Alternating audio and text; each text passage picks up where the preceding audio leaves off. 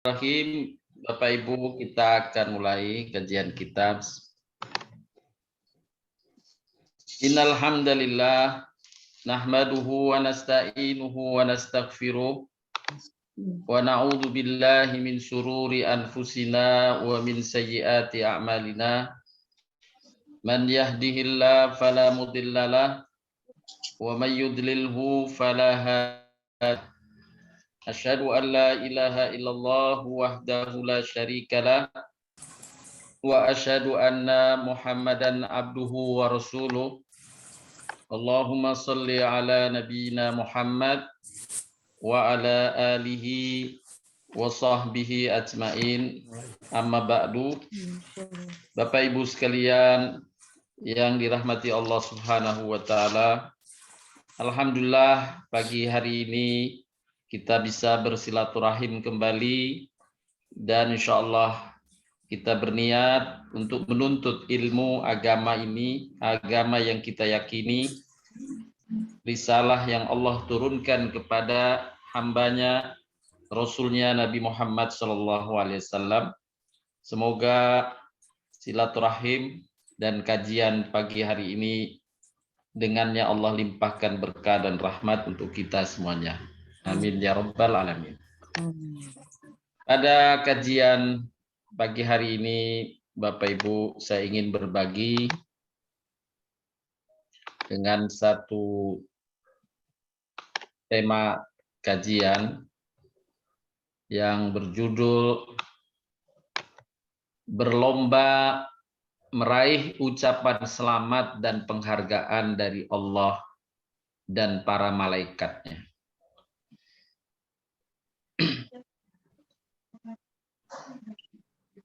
Bapak Ibu sekalian,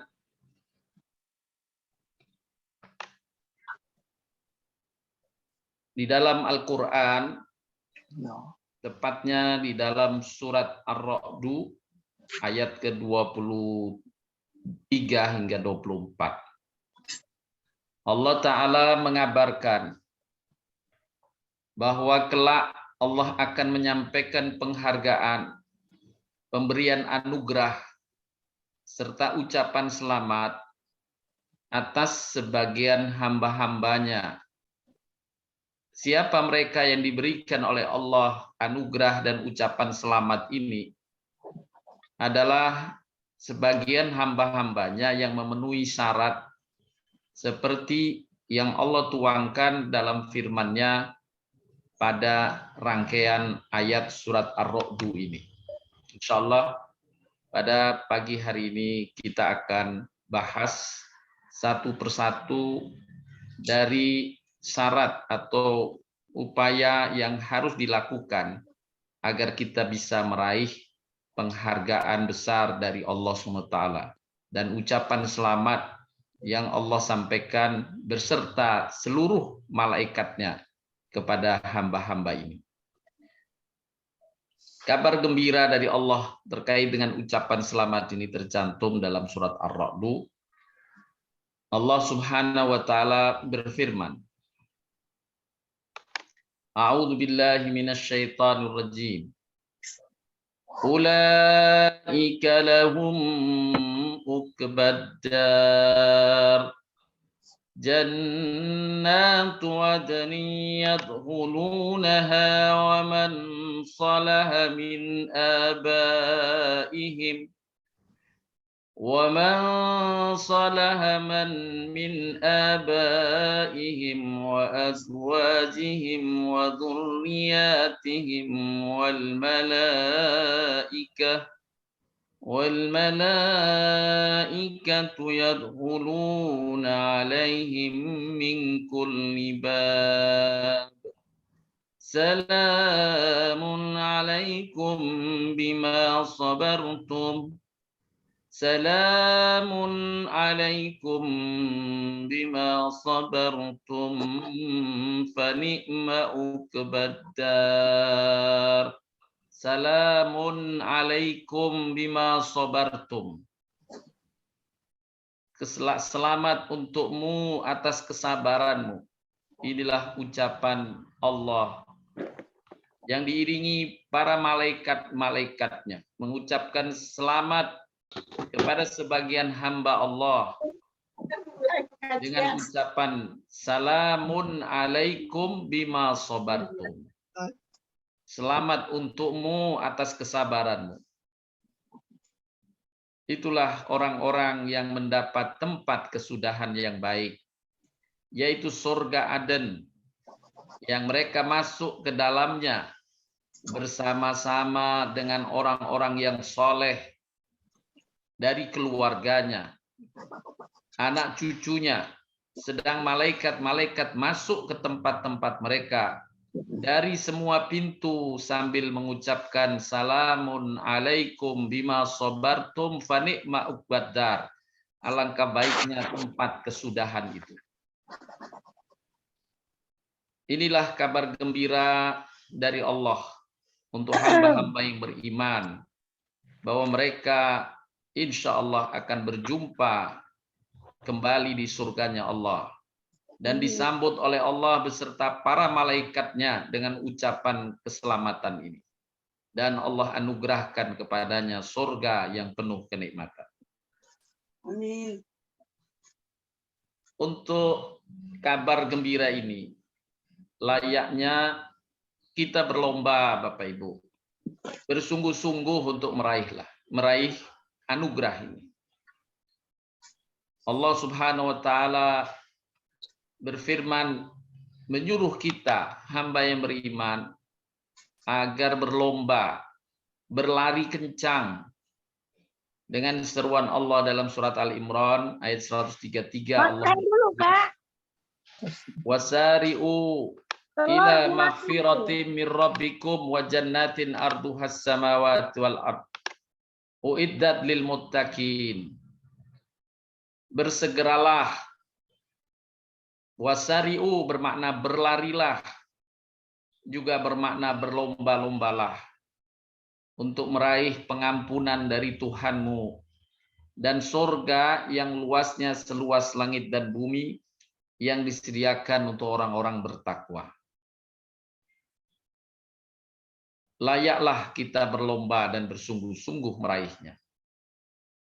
Di dalam ayat yang lain surat Al-Mutaffifin ayat ke-26 Allah berfirman pula, wa fi dzalika falyatanafasil mutanafisun.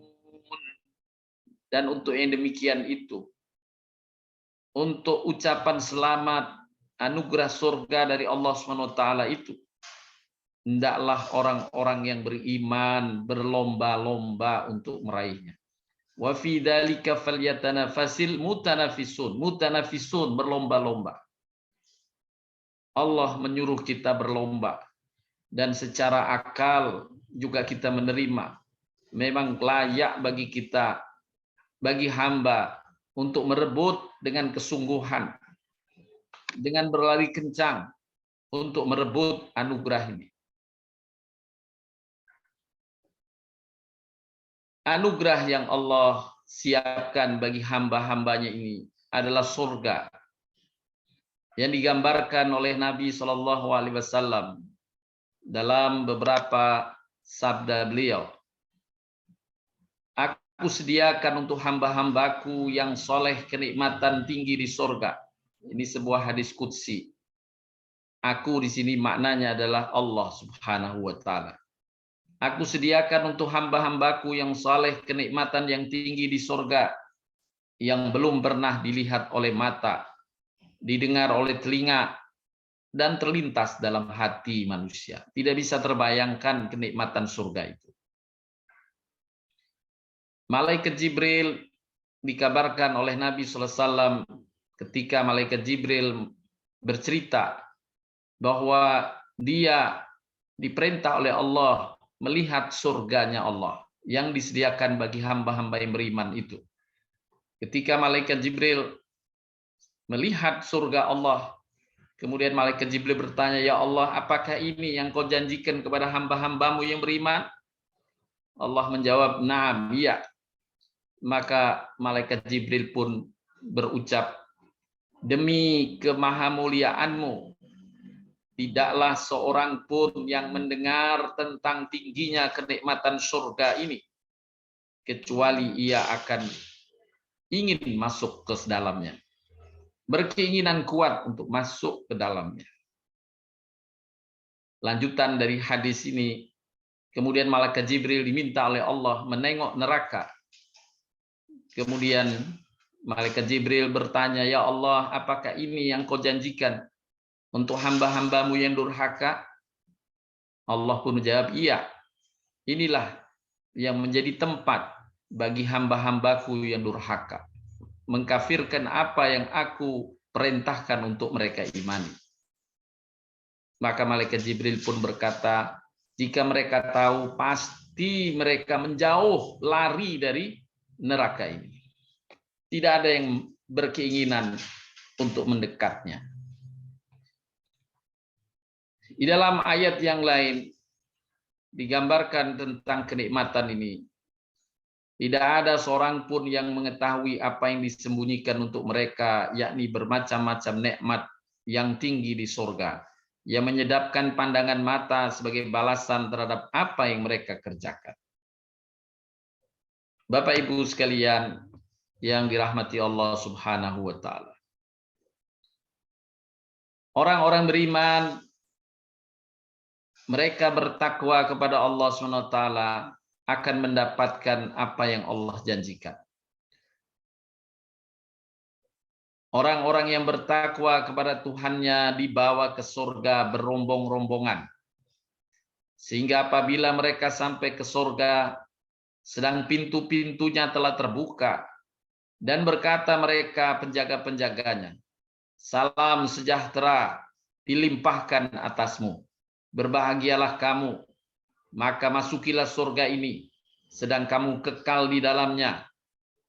Kemudian mereka yang mendapatkan ucapan selamat ini juga berujar, "Alhamdulillah, segala puji bagi Allah yang telah memenuhi janjinya kepada kami dan telah memberi kepada kami tempat ini, sedang kami diperkenankan menempati tempat dalam surga di mana saja kami kehendaki. Maka surga itulah sebaik-baik balasan bagi orang-orang yang beramal." Mari Bapak Ibu sekalian, kita tetapkan niat, kita kuatkan niat agar kita sama-sama dapat meraih ganjaran keutamaan dan ucapan dari Allah beserta malaikatnya, "Salamun alaikum bima sabartum fa ni'ma uqbaddar." Apa yang dipersyaratkan Allah bagi yang ingin meraihnya? Allah Ta'ala menjelaskan di dalam rangkaian ayat surat Ar-Ra'd dari ayat ke-18 sampai ke-22 yang menjelaskan tentang syarat mereka yang nantinya akan mendapatkan anugerah ini, sekaligus mendapatkan ucapan tadi, "Salamun alaikum bima sabartum fa ni'ma uqbaddar." Salam sejahtera bagimu atas kesabaranmu, sesungguhnya engkau mendapatkan tempat kesudahan yang terbaik. Adapun tentang syarat-syarat ini, insya Allah kita akan bahas satu persatu seperti yang dijelaskan di dalam surat Ar-Ra'd dari ayat ke-18. Syarat yang pertama diungkapkan dalam rangkaian ayat ini adalah mereka hamba-hamba yang memenuhi seruan Allah.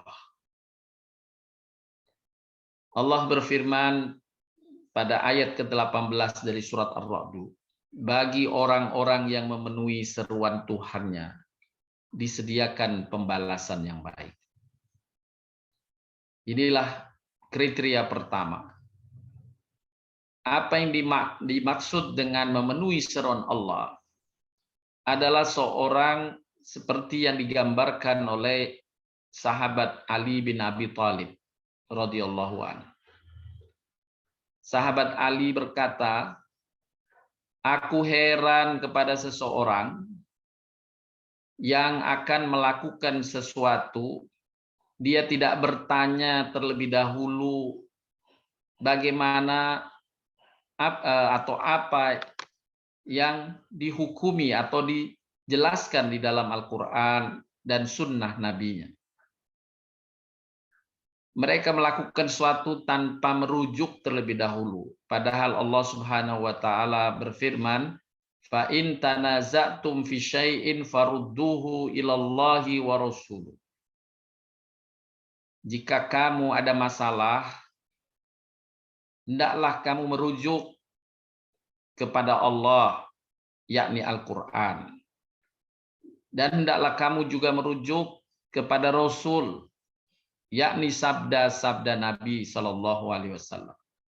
Itulah dua tempat rujukan tentang kebenaran. Fa in tanaza'tum fi syai'in farudduhu ilallahi wa rasul. Jadi kalau ada seseorang atau kita ingin melakukan sesuatu, ada masalah, kemudian kita bagaimana ya pandangan Quran, bagaimana pandangan Nabi Sallallahu Alaihi Wasallam, maka itulah yang dimaksud dari ayat ini bagi orang yang memenuhi seruan Tuhannya. Dia ingin merujuk kepada Allah dan Rasulnya ini. Yakni mereka ingin memenuhi seruan Allah dalam ayat yang lain, surat Al-Anfal ayat 24. Allah SWT berfirman dan memerintahkan kita, hamba yang beriman, untuk memenuhi suruhan Allah dan Rasulnya ini. Ya ayyuhalladzina amanu stajibu lillahi walir rasuli idza da'akum lima yuhyikum. Wahai orang-orang beriman, penuhilah seruan Allah dan seruan Rasul apabila Rasul menyeru kalian kepada sesuatu yang memberi kehidupan kepada kalian. Di dalam tafsir As-Sabuni, beliau mengungkapkan bahwa ayat ini menjelaskan atau memerintahkan hamba yang beriman memenuhi seruan Allah dan Rasul-Nya, kemudian diberi tambahan penjelasan, idza da'akum lima yuhyikum. Apabila Rasul itu menyeru kepada kalian sesuatu yang memberi kehidupan pada kalian. Jadi inilah gaya bahasa Al-Quran. Seolah-olah ada seruan Nabi yang tidak memberi kehidupan karena menggunakan kata idza, apabila. Ini adalah hujjah untuk menantang hamba yang beriman. Sesungguhnya Allah pastikan bahwa apa yang diserukan Allah dan diserukan Rasul tentu atas wahyu dari Allah adalah seruan-seruan yang mendatangkan kemaslahatan, kebaikan saja. Nggak ada seruan Allah yang menjerumuskan kepada bahaya. Semuanya baik, dijaminkan oleh Allah SWT.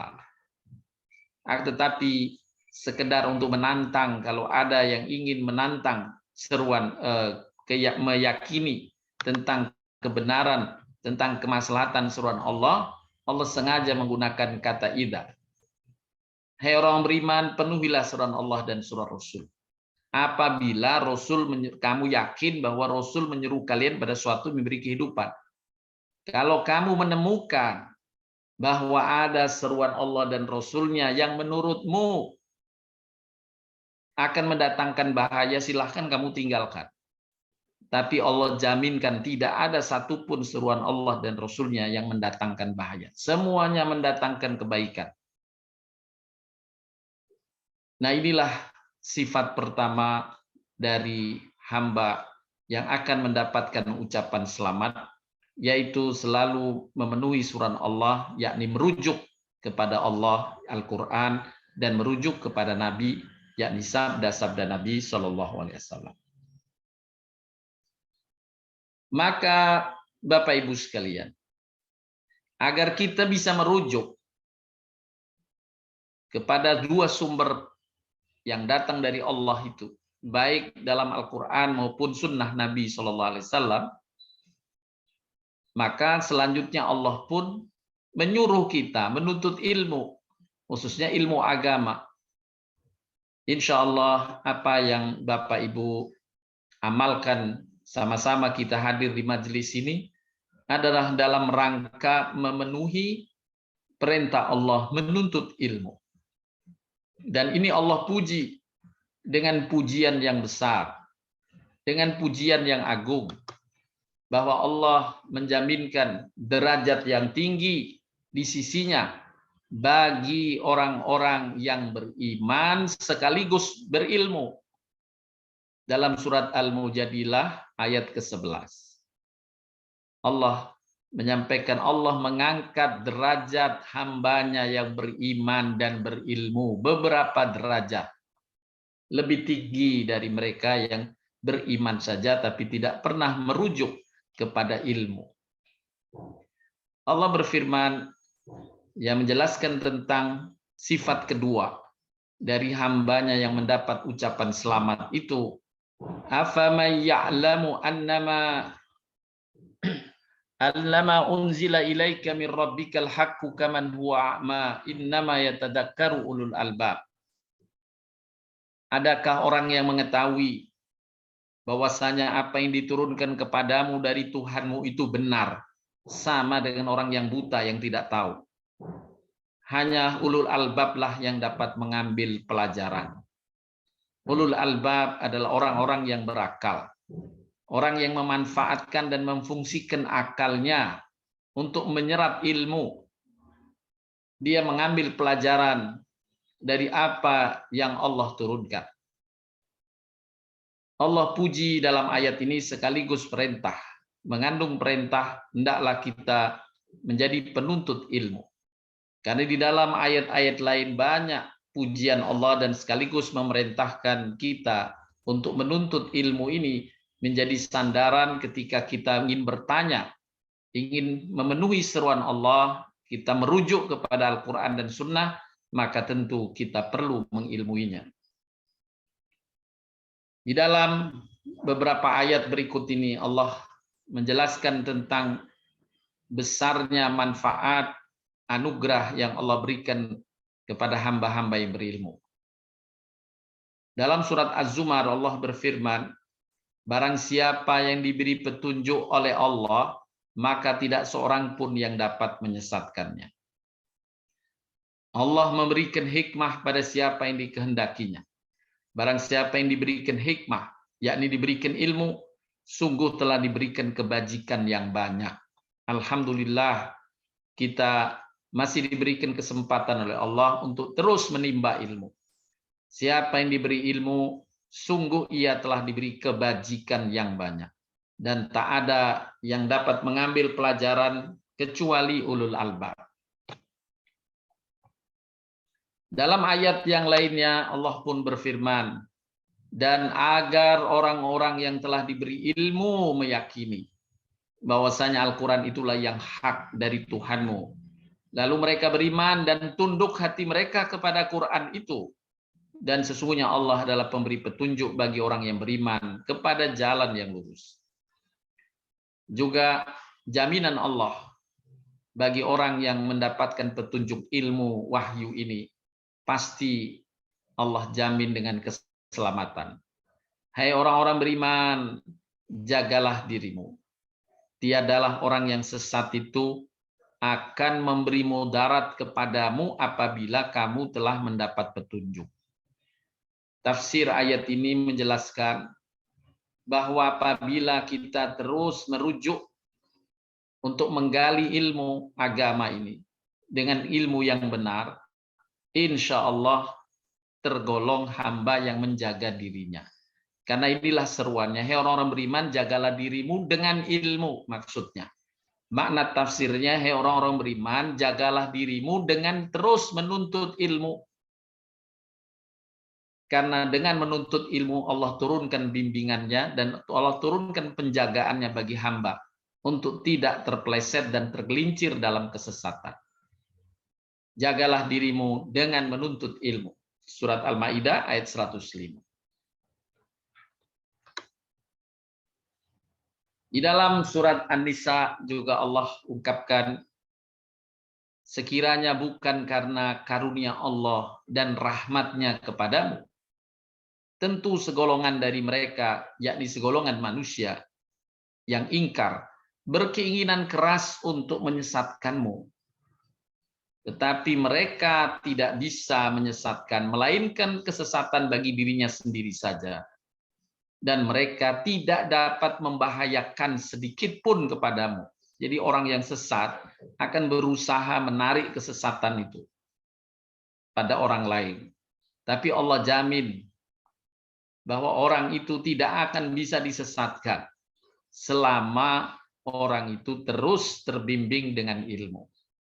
Dan juga karena Allah menurunkan kitab Al-Quran dan As-Sunnah kepadamu, dan telah mengajarkan kepadamu apa yang belum kamu ketahui. Dan adalah karunia Allah sangat besar atasmu dengan anugerah ilmu ini. Oleh karenanya, insya Allah Bapak Ibu, kita bertekad, kita terus menuntut ilmu agama ini agar dapat kita jadikan rujukan ketika kita memiliki sifat yang pertama tadi, ingin memenuhi seruan Allah dan Rasul-Nya. Maka kita membutuhkan perangkat ilmunya dengan mengkaji terus, insya Allah bagian dari istiqomah menuntut ilmu bagi kita. Selanjutnya, Bapak Ibu sekalian, Allah SWT juga memberi perbandingan sekaligus pujian atas hamba-hambanya yang berilmu dalam beberapa ayat berikut. Apakah kamu, wahai orang musyrik, yang lebih beruntung? Atau orang-orang yang beribadah di waktu malam dengan sujud dan berdiri, sedang ia takut pada azab akhirat dan mengharap rahmat Tuhannya? Katakanlah, adakah sama orang yang berilmu dengan orang-orang yang tidak berilmu? Subhanallah. Ini pertanyaan yang Allah sampaikan di dalam firman-Nya. Adakah sama orang yang berilmu, yakni orang yang giat menuntut ilmu, dengan orang yang tidak berilmu? Sesungguhnya ulul albab lah yang dapat menerima pelajaran, yang bisa memahami bahwa menuntut ilmu itu tentu lebih baik dari orang yang mengabaikannya. Di dalam surat Ar-Ra'd, Allah pun berfirman, adakah orang yang berilmu bahwasanya apa yang diturunkan kepadamu dari Tuhan itu benar, sama dengan orang yang buta? Di dalam surat Al-Imran ayat 7, Allah pun berfirman, dan orang-orang yang bersungguh-sungguh dalam mencari ilmu pengetahuan dan mendalaminya. Ini ayat yang memuji hamba yang istiqomah menuntut ilmu. Dan orang-orang yang bersungguh-sungguh dalam mencari ilmu pengetahuan dan mendalaminya berkata, kami percaya ini semua berasal dari hadirat Tuhan kami, dan tidak mendapat peringatan seperti itu kecuali ulul albab, orang-orang yang memfungsikan akalnya. Bapak Ibu sekalian, mudah-mudahan kita semua tergolong hamba yang memenuhi syarat yang kedua ini.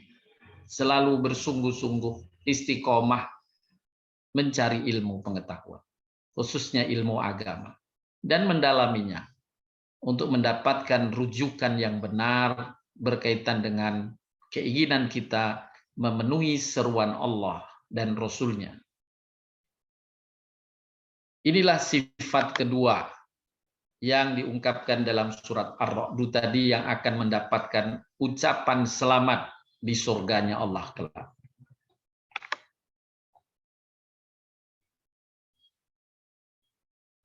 Adapun berkaitan dengan amalan ganjaran pahala, saya sampaikan kembali untuk mengingatkan dan menyemangati kita semua dalam menuntut ilmu. Nabi SAW menjelaskan dalam sabdanya, orang yang mengajar ilmu dan orang yang belajar ilmu, keduanya bersekutu dalam pahala. Bersekutu dalam pahala. Dan tidak ada kebaikan yang lebih besar pada manusia setelah itu, pahala yang terbesar itu menuntut ilmu. Dan itu berbagi. Allah karuniakan keberkahan majelis-majelis ilmu, dan Allah bagi mereka yang mengajarkan ilmu dan bagi mereka yang belajar ilmu. Kemudian dalam hadis yang kedua dari Abu Dzar radhiyallahu anhu, Rasulullah SAW bersabda kepadaku, wahai Abu Dzar, sungguh kamu berangkat pagi-pagi untuk belajar satu ayat dari kitabullah. Lebih baik bagimu daripada engkau sholat sunnah 100 rakaat. Dan engkau berangkat pagi hari untuk belajar satu bab dari ilmu, baik dapat engkau amalkan atau tidak. Maka lebih baik bagimu daripada engkau sholat sunnah 1000 rakaat. Insya Allah kajian kita 1,5 jam itu adalah satu tema, satu bab ilmu. Maka Allah berikan ganjaran seperti melakukan sholat sunnah 1000 rakaat. Jadi pagi hari ini insya Allah Bapak Ibu semuanya mendapatkan pahala seperti sholat sunnah 1000 rakaat. Kalau satu ayat yang dibaca dan dimaknai sudah dapat 100 rakaat. Dan satu bab ilmu inilah yang Nabi janjikan ganjaran 1000 rakaat sholat sunnah. Inilah amaliyah kedua yang perlu dipenuhi untuk mendapatkan ucapan selamat. Kemudian yang ketiga, memenuhi janji terhadap Allah. Allah mensifati mereka alladzina yufuna bi ahdillahi wa la yanqudunal mitsaq, yaitu orang-orang yang memenuhi janji Allah dan tidak merusak perjanjiannya, memenuhi janjinya kepada Allah. Bapak Ibu, kita sesungguhnya sudah berjanji. Janji pertama kita adalah la ilaha illallah atau asyhadu an la ilaha illallah wa asyhadu anna Muhammadar Rasulullah. Saya bersaksi. Itu adalah janji. Tidak ada Tuhan kecuali Allah, dan saya bersaksi pula Nabi Muhammad adalah pesuruh Allah.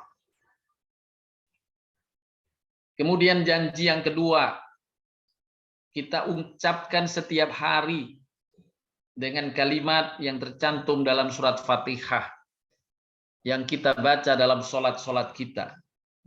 Iyyaka na'budu wa iyyaka nasta'in. Ya Allah, hanya padamu kami menyembah dan hanya padamu kami minta tolong. Ini adalah janji yang wajib dipenuhi, ikrar yang wajib dipenuhi. Dan Allah memuji mereka yang istiqomah menjaga janjinya. La ilaha illallah, tiada Tuhan kecuali Allah. Tidak ada sekutu bagi Allah. Hanya menyembah kepada Allah, hanya minta tolong berdoa kepada Allah. Maka jika itu yang diamalkan, sungguh kita insya Allah masuk dalam kategori orang-orang yang memenuhi janji Allah, janji kita kepada Allah. Dan kita tidak merusak perjanjian, yakni tidak melakukan kesyirikan, tidak menyembah selain Allah saja, tidak menyembah kecuali kepada Allah saja, tidak meminta pertolongan kepada jin-jin misalnya ya, perdukunan itu kita tidak melakukannya insya Allah. Karena meminta bantuan pertolongan kepada jin-jin bagian dari kesyirikan dan menyelisihi janji kita wa iyyaka na'budu wa iyyaka na'budu wa iyyaka nasta'in. Hanya padamu ya Allah kami meminta. Kami tidak minta kepada jin karena Allah melarang kita meminta bantuan kepada jin. Dalam surat Jin ayat 6 Allah menjelaskan larangan itu. Juga dalam surat Al-Baqarah ayat 102 Allah melarang meminta bantuan kepada jin karena jin-jin itu hanya mengantarkan kepada kedurhakaan saja kepada Allah SWT. Nah, masih banyak di antara kaum muslimin yang masih tidak komit terhadap janjinya ini. Iyyaka na'budu wa iyyaka nasta'in. Hanya padamu ya Allah aku menyembah, hanya padamu ya Allah aku minta tolong. Aku tidak minta tolong kepada selainmu kecuali dengan sesuatu yang engkau bolehkan aku minta tolong. Seperti ta'awanu 'alal birri wat taqwa. Itu yang dibolehkan oleh Allah Subhanahu wa taala, kita meminta tolong kepada sesama. Jadi permintaan tolong kepada sesama itu dibolehkan. Tapi permintaan tolong yang dilarang adalah permintaan tolong kepada perdukunan dan kepada jin. Dilarang oleh Allah Subhanahu wa taala. Maka siapa yang melakukannya, dia telah berbuat syirik dan telah menyelisihi ikrarnya, wa iyyaka nasta'in, hanya padamu ya Allah aku minta tolong. Inilah sifat yang ketiga. Komit terhadap apa yang dia ikrarkan, yakni syahadatnya dan kalimat janji yang diungkapkan setiap hari, iyyaka na'budu wa iyyaka nasta'in. Di dalam surat Al-A'raf, Bapak Ibu sekalian, Allah Subhanahu wa taala mengungkapkan bahwa kita semua manusia saat akan dilahirkan oleh dalam rahim ibu, Allah Subhanahu wa taala sebelum meniupkan ruhnya saat janin berusia 4 bulan, sebelum ruh ditiupkan, Allah bertanya kepada ruh kita ini. Ini adalah masalah gaib, tapi yang Allah kabarkan kepada kita di dalam Al-Quran. Setiap ruh manusia sebelum ditiupkan ke rahim ibunya, maka ruh itu ditanya oleh Allah. Terjadi dialog yang diabadikan dalam ayat ini. Dan ingatlah ketika Tuhanmu mengeluarkan keturunan anak Adam dari sulbi mereka. Dan Allah mengambil kesaksian terhadap jiwa mereka, yakni ruh mereka. Seraya berfirman, Alastu birabbikum, bukankah aku ini Tuhanmu? Setiap manusia, ruhnya pernah ditanya oleh Allah, Alastu birabbikum, bukankah aku ini Tuhanmu? Mereka menjawab, bala, benar engkau Tuhan kami. Kami menjadi saksi. Inilah perjanjian pertama manusia dengan Tuhan. Benar engkau Tuhan kami, kami menjadi saksi. Kami lakukan yang demikian, agar di hari kiamat, kamu tidak mengatakan sesungguhnya kami adalah orang-orang yang lengah terhadap perkara ini, yakni perkara keesaan Allah ini. Atau agar kamu tidak mengatakan, sesungguhnya orang-orang tua kami telah mempersekutukan Tuhan sejak dahulu. Sedangkan kami ini adalah anak-anak keturunan yang datang sesudah mereka. Maka apakah engkau akan membinasakan kami, ya Allah, karena perbuatan orang yang sesat dahulu? Tidak. Karena setiap orang dimintai pertanggungan jawabannya sendiri-sendiri. Tidak bisa beralasan bapak, tidak ada bisa alasan nenek moyang. Masing-masing bertanggung jawab atas dirinya. Dan semua itu sudah ditanyakan oleh Allah, dimintai pertanggung jawab. Bukankah aku Tuhanmu? Mereka semua menjawab, benar engkau Tuhan kami. Kami menjadi saksi. Sehingga alasan bahwa kami dahulu mengikuti nenek moyang dan sebagainya tidak Allah hiraukan. Adalah bukan alasan. Karena semuanya mempertanggungjawabkan masing-masing dengan perangkat yang Allah telah anugerahkan berupa akal dan hati.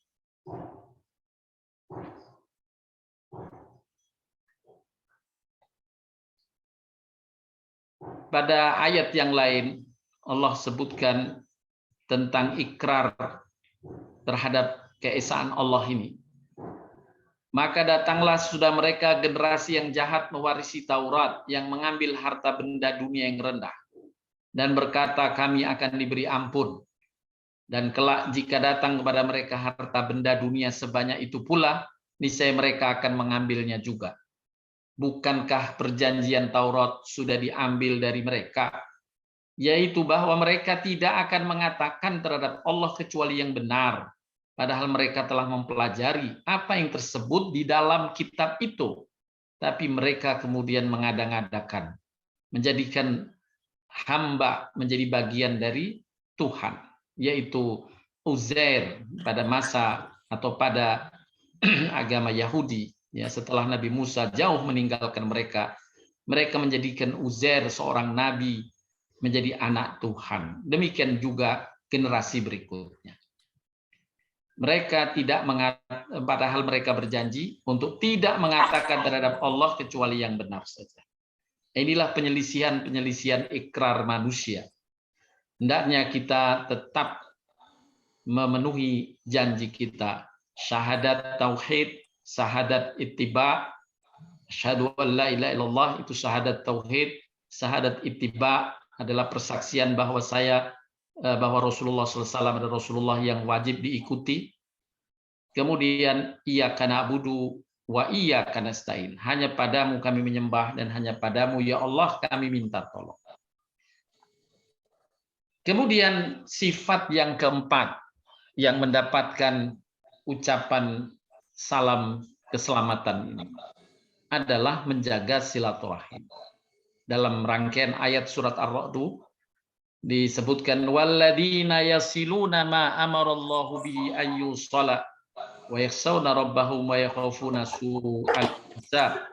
Orang-orang yang menghubungkan apa-apa yang Allah perintahkan supaya dihubungkan. Allah memerintahkan kita berhubungan dengan hamba-hamba yang lain.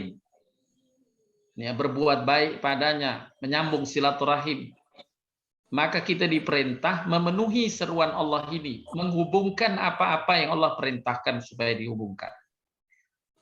Apabila perintah ini terpenuhi, maka itulah yang kriteria keempat dari mereka yang berhasil sukses untuk meraih anugerah dan ucapan selamat dari Allah dan para malaikatnya itu. Salamun alaikum bima sabartum, fa ni'ma uqbad.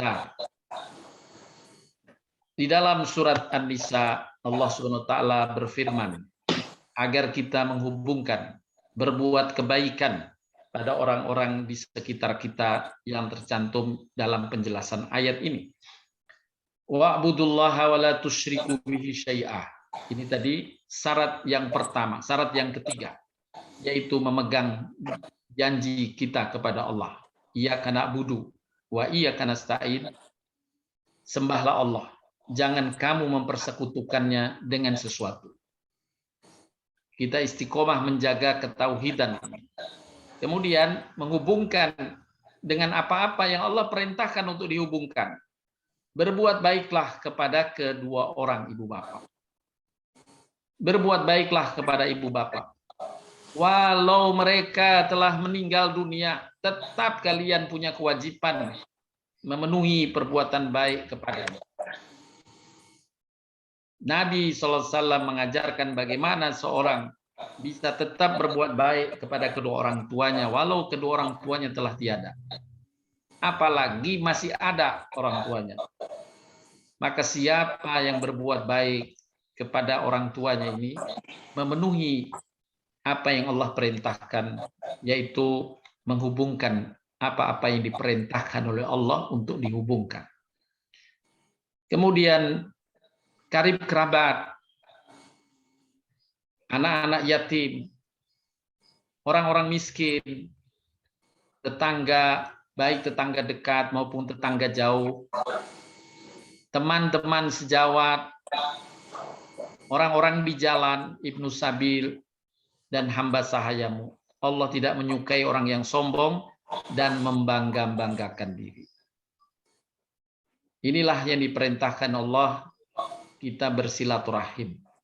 Kita menjaga hubungan baik dengan sesama, dengan keluarga, dengan tetangga, dengan sejawat, teman-teman baik, ya, sahabat, dan orang-orang yang berkekurangan, fakir, miskin, dan yatim. Selanjutnya dikabarkan oleh Nabi SAW, barang siapa yang suka dipanjangkan umurnya, ini ada keberkahan bagi mereka yang bersilaturahim. Barang siapa yang suka dipanjangkan umurnya dan ditambah rizkinya, hendaklah bertakwa kepada Allah dan menyambung silaturahim. Oleh karenanya, dalam memenuhi perintah Allah, mari kita menyambung kekerabatan, persahabatan, persaudaraan, yang semuanya itu merupakan nikmat besar dari Allah Subhanahu wa taala.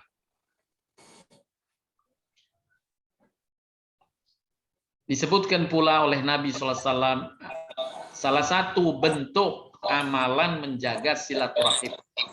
Salah satu bentuk menjaga amalan silaturahim. Nabi bersabda, yang artinya seorang laki-laki hendak mengunjungi temannya karena Allah. Maka Allah mengutus malaikat kepadanya. Malaikat bertanya pada hati hamba itu, hendak kemana engkau pergi? Hati laki-laki itu menjawab, aku berkunjung ke tempat fulan. Malaikat bertanya, apakah ada keperluanmu padanya? Lelaki itu menjawab, tidak. Malaikat pun bertanya, apakah karena ia berjasa padamu? Lelaki itu menjawab, tidak. Malaikat itu bertanya, karena apa engkau pergi? Laki-laki itu menjawab, aku bersahabat karena Allah. Malaikat itu berkata, sesungguhnya Allah telah mengutus aku kepadamu, bahwa Allah mencintaimu karena kecintaanmu kepadanya, dan Allah telah mengharuskan surga untukmu.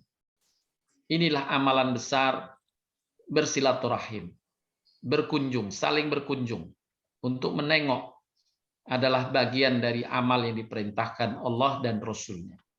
Dan inilah bagian dari amal yang Allah sifatkan bagi orang-orang yang mendapat ucapan selamat dengan ucapan salamun alaikum bima sabartum fa ni'ma uqbaddar. Kemudian sifat yang berikutnya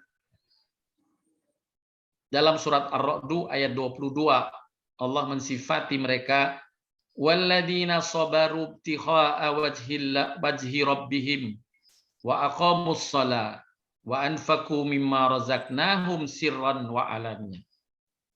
Sifat mereka adalah orang-orang yang sabar karena mengharap keridhaan Tuhannya. Sabar dalam mencari ridho Allah. Dia sabar menjalani ibadah-ibadah. Dia sabar untuk meraih apa yang Allah ajarkan. Kemudian dia melaksanakan sholat, menjaga sholat 5 waktunya. Dan menginfakkan sebagian rizki yang kami berikan pada mereka secara sembunyi atau terang-terangan. Bapak Ibu sekalian, ketahuilah dengan sholat 5 waktu saja, sebagaimana pernah saya sampaikan hadis Nabi SAW yang menjelaskan, sesungguhnya seorang hamba yang beriman, yang ditambah oleh Allah umurnya 1 tahun, ia telah mendapatkan boleh jadi pahala, yang tambahan besarnya pahala itu sejauh jarak bumi dan langit. Kemudian sahabat bertanya, ya Rasulullah, apakah demikian? Ya, bukankah ia dalam setahun itu menjaga sholatnya? Bukankah ia dalam tambahan umur setahun itu melewati bulan Ramadan, kemudian dia berpuasa di dalamnya? Maka sungguh dengan sholat 5 waktunya dan puasa Ramadan itu saja, ia telah mendapatkan tambahan pahala sejauh bumi dan langit, sejarak jauhnya bumi langit. Itu hanya sholat 5 waktu dan puasa Ramadan, belum kebaikan-kebaikan yang lain. Subhanallah, itulah anugerah besar dari Allah kepada hamba-hambanya yang beriman. Oleh karenanya, hendaklah kita berlomba untuk meraih anugerah besar ini dengan memenuhi apa yang Allah sifatkan, yaitu sabar, istiqomah dalam berupaya menjalankan agama ini, khususnya menjaga sholat 5 waktu, kemudian istiqomah pula mengerjakan infak, ya, infak, berbagi dengan sesama. Mudah-mudahan Allah terima amal-amal kita yang telah kita kerjakan, dan Allah berikan kekuatan, rizki tambahan kepada kita untuk bisa terus-menerus beristiqomah menjalankan apa yang diserukannya. Amin. Kemudian yang terakhir, Bapak Ibu, Allah mensifati mereka wa yadra'una bil hasanati sayyi'ata ulaika lahum uqbaddar. dan sifat mereka yang lain adalah menolak kejahatan dengan kebaikan. Mereka itulah orang-orang yang mendapat tempat kesudahan yang baik. Menolak kejahatan dengan kebaikan. Amalan ini Bapak Ibu, Allah Subhanahu wa taala telah mengetahui tentang beratnya bagi hamba. Allah Subhanahu wa taala tahu bahwa menolak kejahatan dengan kebaikan itu sangat berat dirasakan bagi hamba. Oleh karenanya Allah menjelaskan dalam firman-Nya yang lain.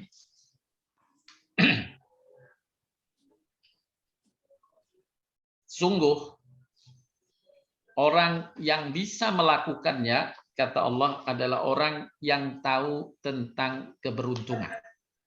Yang berpikir, cara berpikirnya juga berpikir keberuntungan. Dia kalkulasi betul tentang keberuntungan, maka barulah ia bisa melakukannya. Ini sekedar penjelasan dalam Al-Quran. Di dalam surat Fussilat, saya tambahkan penjelasan surat Fussilat ayat 34-35 yang menjelaskan lebih lanjut tentang surat Ar-Ra'd ayat 22 ini, membalas kejahatan dengan kebaikan. Allah berfirman, "Wala tastawil hasanatu walas sayyi'ah idfa billati hiya ahsan fa idzal ladzi bainaka wa bainahu adawatun ka'annahu waliyyun hamim wa ma yulaqqaha illa alladziina sabaru wa ma yulaqqaha illa dzu haddin 'adzim." Tidaklah sama kebaikan dengan kejahatan. Allah tahu persis mana yang jahat, mana yang baik. Allah tahu. Dan Allah menetapkan tidak sama yang buruk, yang jahat itu dengan yang baik. Tetapi Allah tetap perintahkan, tolaklah kejahatan dengan kebaikan. Sehingga orang yang ada rasa permusuhan antaramu dan dia seperti teman yang setia.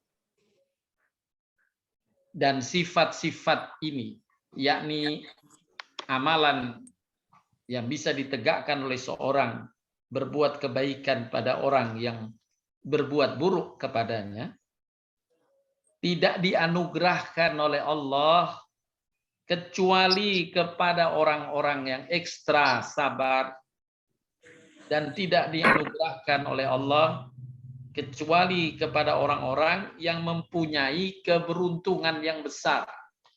Pasti untung. Allah jamin pasti untung. Inilah jaminan dari Allah SWT. Memang berat untuk melakukannya, tapi sama-sama kita berikhtiar untuk terus memenuhi seruan Allah dan menjadikan apa yang Allah serukan ini menjadi sifat kita pula. Sehingga apa yang Allah kabarkan berupa kabar gembira, Allah akan mengucapkan salam dengan ucapan salamun alaikum bima sabartum, dapat sama-sama kita raih. Jadi Bapak Ibu sekalian, dari rangkaian ayat yang Allah jelaskan tentang sifat hamba yang mendapat anugerah ini, yang pertama tadi memenuhi seruan Allah, selalu merujuk, ya, pingin tahu apa menurut Al-Quran, apa menurut hadis, bagaimana pendapat hal ini dari Allah dan Rasul-Nya. Kemudian oleh karena itu ia tetap terus menuntut ilmu, ya, untuk mendapatkan informasi dan kejelasannya. Fas'alu ahli dzikri in kuntum la ta'lamun. Allah perintahkan kepada kita, bertanyalah kepada ahlinya jika kamu tidak tahu. Inilah upaya menuntut ilmu dan Allah perintahkan. Yang kedua, kita terus istiqomah memenuhi janji kita. Janji syahadat kita, janji dengan kalimat dalam surat Al-Fatihah dalam sholat kita, iyyaka na'budu wa iyyaka nasta'in. Kemudian menyambung tali persaudaraan dan kekerabatan. Sabar dalam mencari keridhaan Allah, istiqomah tetap menjalaninya, dan menunaikan sholat, berinfak, serta yang terakhir membalas keburukan dengan kebaikan. Siapa yang dapat memenuhi Ini sifat family, ini adult, ini male, yang ini female. akhirnya akan mendapatkan Non-pack ucapan lah di dari sini tuh. Allah, Aborigin. kabar gembira dari Allah. Jannatu adnin yadkhulunaha wa man salaha min abaihim wa azwajihim wa dzurriyyatihim wal malaikatu yadkhuluna alaihim min kulli bab. Ia akan dianugerahi surga Aden bukan sendiri tapi bersama-sama dengan keluarganya, kerabatnya, teman-teman sahabatnya. Semua mereka akan masuk surga bersama. Dan kemudian Allah ucapkan kepada mereka, salamun alaikum bima sabartum fani'ma uqbaddar. Selamat sejahtera atasmu karena kesabaranmu meraih sifat itu. Maka alangkah nikmatnya tempat kesudahan yang baik. Bapak Ibu sekalian yang dirahmati Allah Subhanahu wa taala, itulah yang dapat disampaikan. Mudah-mudahan kita semua tergolong hamba yang mendapatkan ucapan salam. Salamun alaikum bima sabartum fani'ma uqbaddar. Salamun alaikum bima sabartum fani'ma uqbaddar. Ayat ini Bapak Ibu, ayat Ar-Ra'd 24 boleh dijadikan zikiran sebagai motivasi kita untuk meraih kesejahteraan dan sambutan dari Allah dengan ucapan salam ini. Jadi kita bisa sampaikan dalam zikiran kita, salamun alaikum bima sabartum fani'ma uqbaddar. Salamun alaikum bima sabartum fani'ma uqbaddar. Salamun alaikum bima sabartum fani'ma uqbaddar. Salam sejahtera atasmu, atas kesabaranmu, alangkah nikmatnya tempat kesudahan yang baik itu. Yang sama-sama kita ingin semua meraihnya. Semoga Allah berkahi dan rahmati kita semua beserta keluarga kita. Amin. Ya Rabbal Alamin. Demikian, terima kasih atas perhatiannya. Dipersilahkan bila ada yang ingin ditanyakan dan didiskusikan. Baik Pak Ustadz, terima kasih. Saat ini belum ada Pak Ustadz di chat Ibu-Ibu. Oh, Bu Mia, silakan Bu Mia. Ya, terima kasih Mbak Lili. Assalamualaikum warahmatullahi wabarakatuh Pak Ustadz. Waalaikumsalam, silakan Bu. Ya, semoga Pak Ustadz selalu sehat walafiat, Amin, diberi amin. berkah rahmat Allah Subhanahu wa taala. Begitu juga kita semua ya Pak Ustadz. Amin, insyaallah semua. Ya, izin bertanya Pak Ustadz, tadi di awal Pak Ustadz menjelaskan mengenai kriteria orang yang mendapatkan surga Aden gitu ya. Padahal di sisi lain saya pernah mendengar ada hadis yang mengatakan kalau salah mohon dikoreksi Pak Ustadz, mintalah kalau minta surga tuh surga Firdaus gitu Pak Ustadz. Nah, itu kriterianya kalau surga Aden yang tadi Ustadz jelaskan ada 8 poin. Bagaimana kalau dengan surga Firdaus ya Ustadz? Terima kasih. Mohon dijelaskan Ustadz. Baik. Terima kasih Bu Mia atas pertanyaannya. Jadi di dalam Al-Quran memang banyak disebut nama-nama surga. Ya, ada surga Aden, ada surga Firdaus, ada surga Naim, ada surga Al-Jannah, ya. Disebutkan beberapa nama surga. Nah, ketika Allah menjelaskan surga, tidak otomatis menurut Imam As-Sabuni dalam kitab tafsirnya, tidak otomatis menjelaskan bahwa yang dijanjikan itu surga yang disebut. Jadi dalam ayat ini, walaupun disebut surga Aden, ada hanya satu contoh saja. Artinya menyebut surga, gitu. Tidak menyebut kekhususan tempat di surga. Begitu Bu Mia. Jadi rangkaian ayat tadi yang dimaksud surga bisa juga surga Firdaus. Ya. Juga bisa surga Ma'wa, surga Al-Jannah. Jadi tidak mengkhususkan surga Aden walaupun disebut dalam rangkaian ayat di atasnya itu surga Aden. Sama seperti dalam surat Fatir ya. Surat Fatir.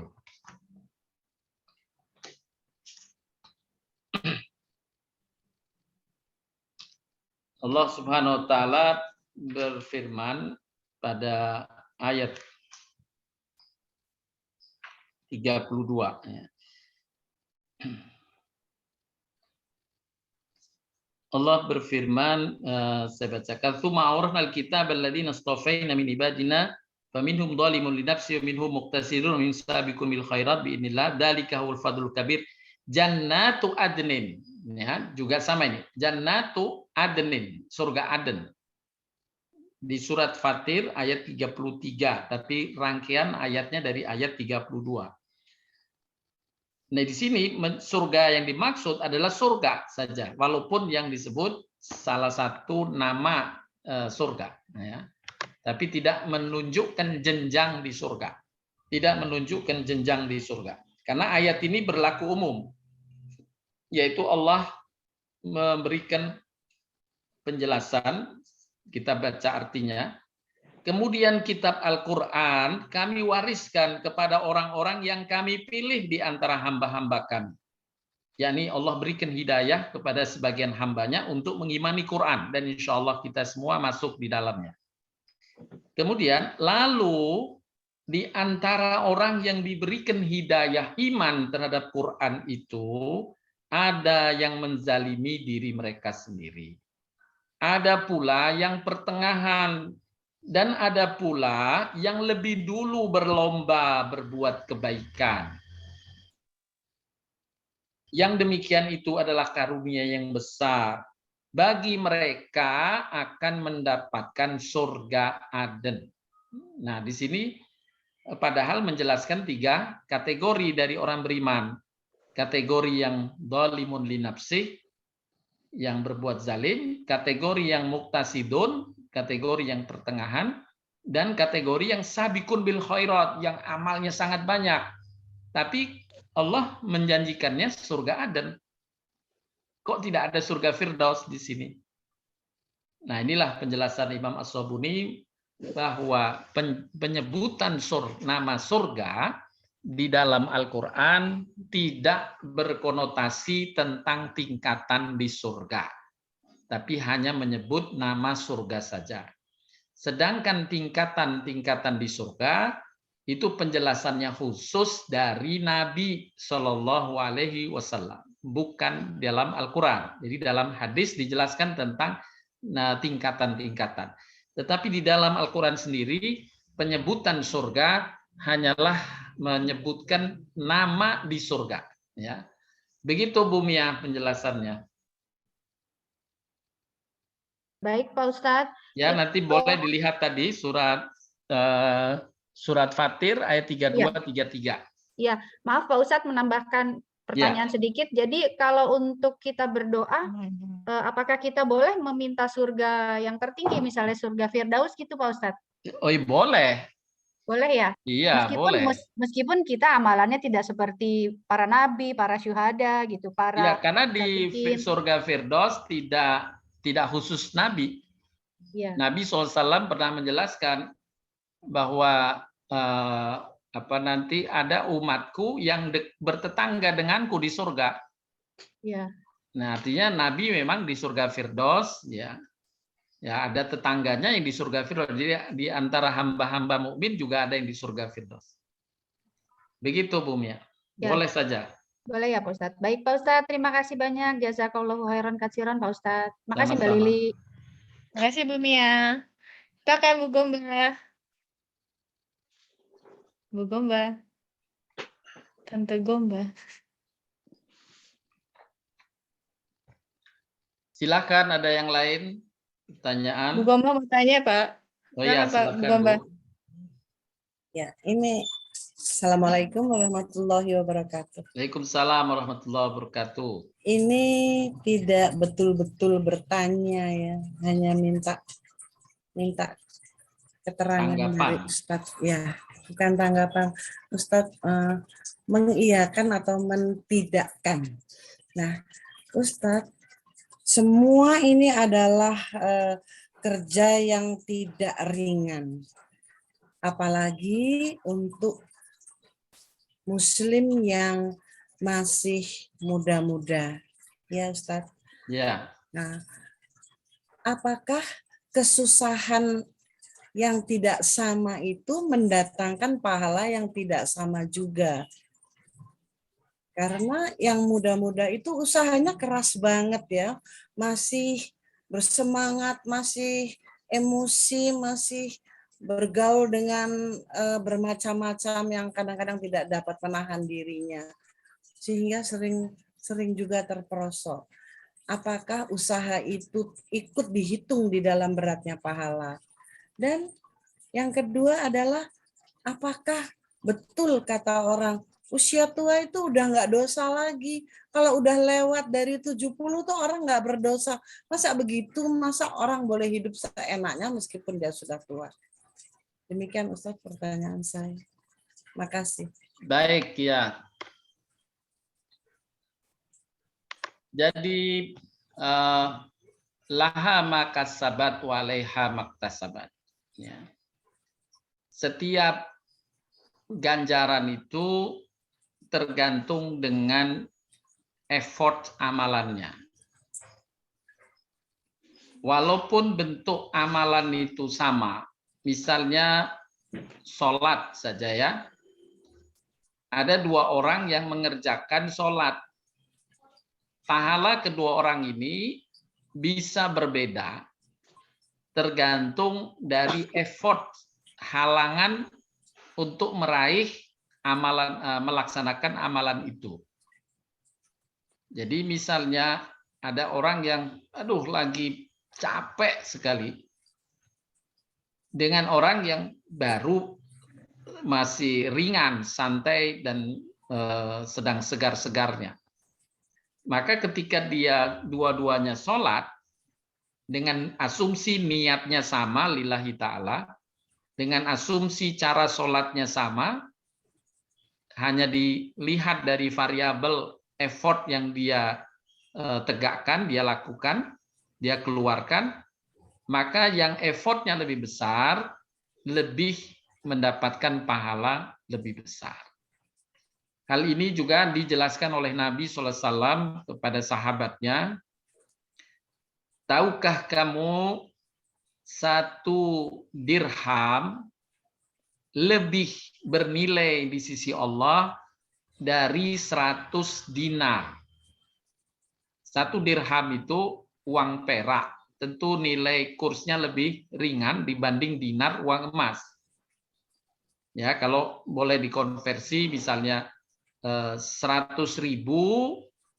lebih bernilai di sisi Allah daripada 10 juta misalnya. Daripada 10 juta. 100.000 lebih bernilai dari 10 juta. Para sahabat kaget. Bagaimana bisa ya Rasulullah? Kemudian Nabi membuat perumpamaannya. Bagaimana pendapatmu? Jika 100.000 itu disedekahkan oleh orang yang berpenghasilan 200.000. Sedangkan yang 10 juta disedekahkan oleh orang yang berpenghasilan ya 100 juta. Baru sahabat memahami itu. Ya, walaupun Nabi tidak menyebut rupiah ya. Nabi menyebutkan bagaimana pendapatmu? Jika 1 dirham tadi, uang perak itu disedekahkan oleh orang yang berpenghasilan 2 dirham. Sedangkan yang 100 dinar, 100 dinar, 100 uang emas disedekahkan oleh orang yang berpenghasilan beribu-ribu dinar. Baru para sahabat memahami. Artinya effort itu menentukan juga pahalanya. Ya, makanya Nabi SAW juga menyebutkan di antara amal yang sangat dicintai Allah adalah sholat malam di saat musafir. Ya, padahal musafir itu sholat fardu bisa dijamak, bisa dikosor. Ya, karena beratnya, masakohnya ada di musafir itu. Beratnya ada. Tapi kalau orang nggak lupa sholat malam di saat musafir, dia tetap sholat malam, Allah sangat mencintainya. Artinya pahalanya sangat besar, kembali kepada effortnya tadi. Begitu, Bu. Bukan, Mbak. Dan juga tentu antara nomor 1 dan nomor 8 itu tidak sejajar ya Ustadz ya pahalanya. Ya, Ada yang gampang, tadi. ada yang susah. Bagaimana?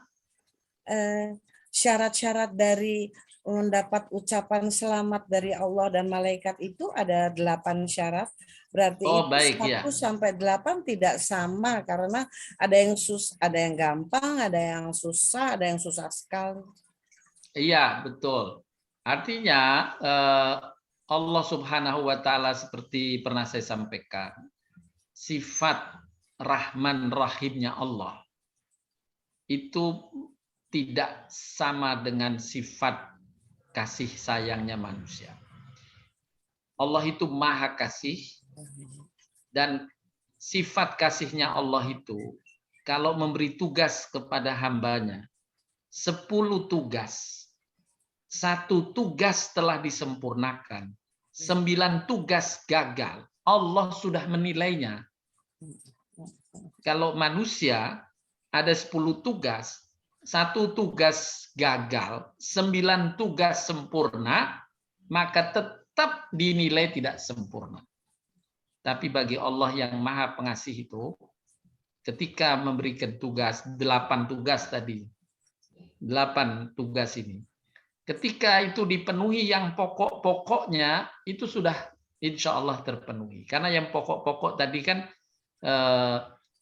tidak menyekutukan Allah, ya, menjaga sholat.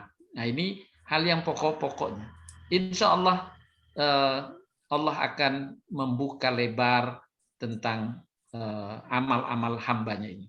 Allah maha pengasih, Allah maha penyayang. Ya, sekali lagi itu penjelasan yang menarik dari Imam Ibnu Qayyim.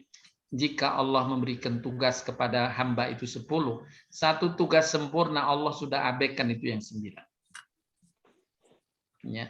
Allah hanya ingin meningkatkan derajatmu dengan merincikan amalan itu, bukan ingin menghukummu.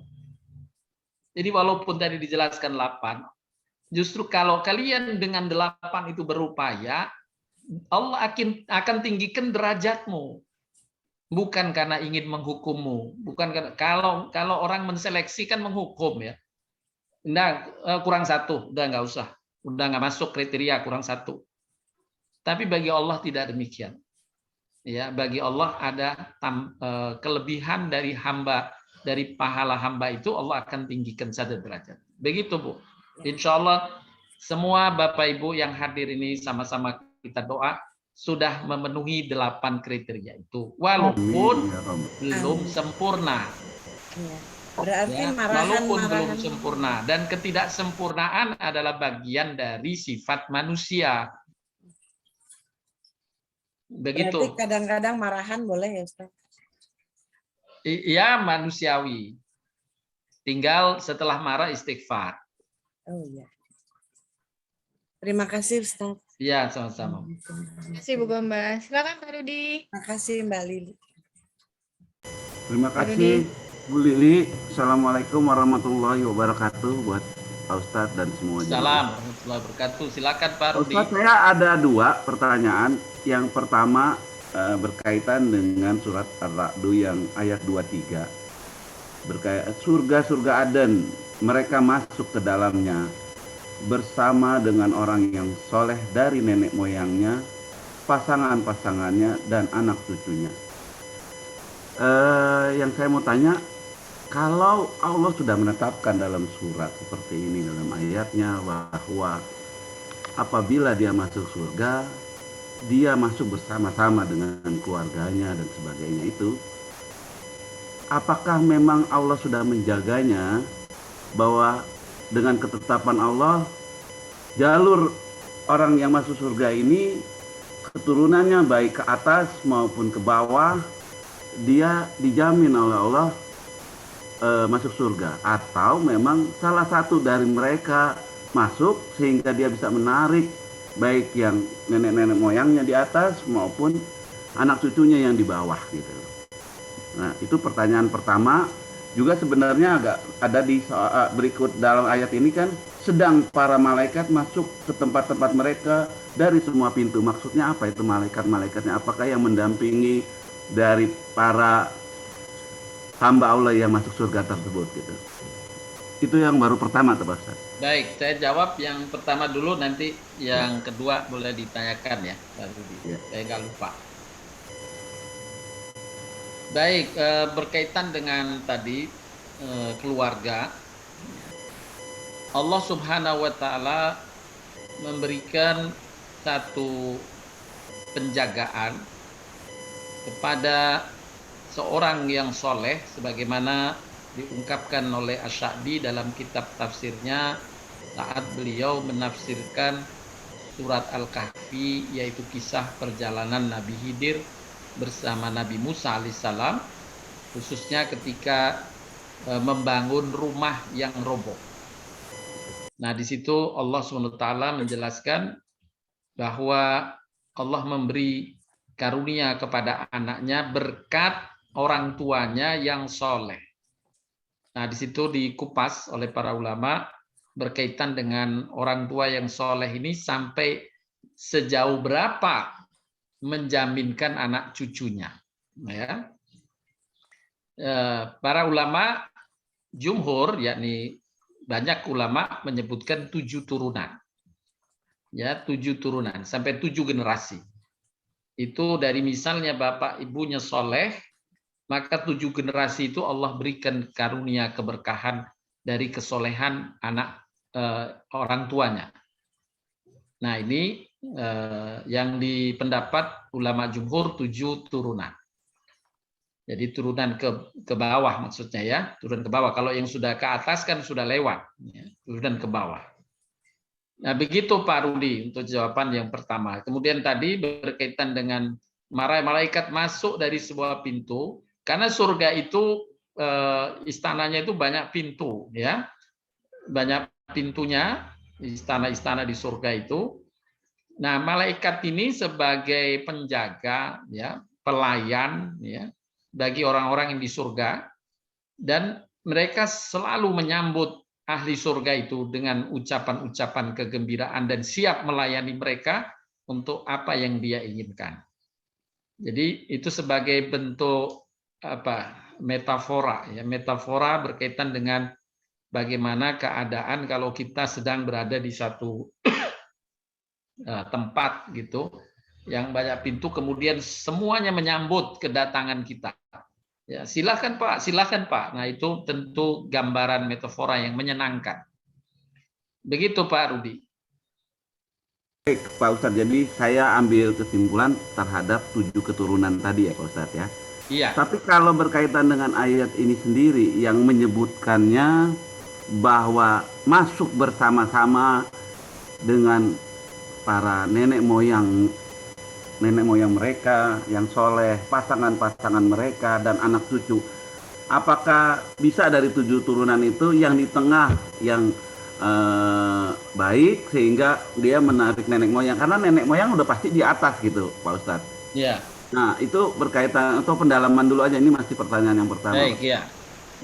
Ya, kan Allah Subhanahu wa Ta'ala akan memasukkan surga pertama orang yang punya kunci surga, yaitu orang yang beriman. Iya. Ya. Kemudian ketika mereka orang-orang beriman ini masuk surga, Allah berikan hak syafaat bagi keluarga. Nah, keluarga itu dia bisa mengangkat masuk berkumpul bersama keluarganya tadi dari nenek moyangnya, kemudian kepada anak cucunya, dia bisa tarik itu semua. Jadi betul, misalnya dia di tengah, dia bisa narik eyangnya ke atas dan cucunya ke bawah. Dan itu nanti dari mereka yang dia punya kedudukan tinggi di surga, dia menarik keluarga kerabatnya itu ke surga, termasuk sahabat-sahabatnya. Dan itu juga ya, itu artinya memang benar apa yang ya kita pernah membahas beberapa kali metode sebelumnya, bahwa Allah memang akan memberikan sesuatu yang baik itu kepada hambanya yang memang sepertinya. Artinya dalam takdir Allah yang memang dikeluarkan pada saat anak itu lahir dan sebagainya, terus dia mau berproses kehidupan, itu memang sudah Allah tetapkan gitu ya, bahwa memang orang ini akan menjadi ahli surga dan dia bisa membawa kaum kerabatnya, dan sehingga posisi itu selalu dijaga dalam kehidupan dia sampai akhir hayatnya. Apakah itu bisa dipastikan bahwa sebenarnya kita wajibnya hanya untuk berikhtiar, tapi ketetapan Allah memang sudah berlaku seperti itu gitu. Baik, ya. Ya, ilmu Allah tidak terikat waktu. Jadi apa yang akan terjadi di masa yang akan datang, termasuk siapa dari hambanya yang masuk surga, siapa yang masuk neraka, sejak azali ilmunya telah menentukannya, telah menemukannya. Sehingga dengan ilmu Allah itulah Allah menetapkan takdir. Jadi siapa yang di surga, siapa yang di neraka, Allah sudah tahu sejak awal sebelum diciptakannya makhluk namanya manusia ini. Jadi benar wilayah takdir semacam itu. Tapi tetap diperintahkan kepada manusia untuk berikhtiar, meraih apa yang Allah telah sampaikan. Wahadaina najdain, ya, telah ditunjukkan oleh Allah dua jalan menuju surga dan jalan menuju neraka. Silahkan kalian berikhtiar menuju surga dan hindarilah jalan menuju neraka. Tapi sesuai dengan takdir Allah, ada saja manusia yang kemudian terpeleset ke dalam neraka. Walaupun sebagaimana digambarkan tadi dalam hadis, malaikat Jibril berkata, seandainya manusia memahami tentang surga, nggak ada manusia satupun yang tidak masuk surga. Demikian pula ketika ditunjukkan neraka, kalau manusia tahu tentang neraka ini, tidak ada satupun yang mau mendekat ke neraka. Tapi Allah telah menetapkan ada saja manusia yang tergelincir. Ya, kadang-kadang kita pun seperti nggak masuk akal, kok bisa ya? Tapi itulah keadaan manusia. Begitu Pak Rudi. Ya, baik Pak Ustadz, terima kasih untuk yang pertama. Yang kedua Pak Ustadz, kalau boleh ya. Fenomena tadi Pak Ustadz bilang, oh, kok ada saja gitu ya. Saya justru memang dari kajian-kajian menambah ilmu-ilmu dan sebagainya ini, bagaimana Allah bisa menggambarkan jaminan-jaminan kehidupan yang baik, kunci-kuncinya sudah dibukain, bahkan berkaitan dengan hari akhir juga punya gambaran, di mana hukuman dan ganjaran-ganjaran baiknya yang akan digambarkan.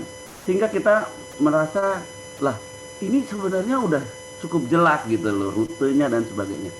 Tapi berkaitan dengan komposisi akhir zaman yang saya ngalamin hidup ini gitu, berkaitan dengan katakanlah penduduk muslim Indonesia 250 juta total, kalau toh 80%-nya sekitar 200 juta muslim yang ada di Indonesia.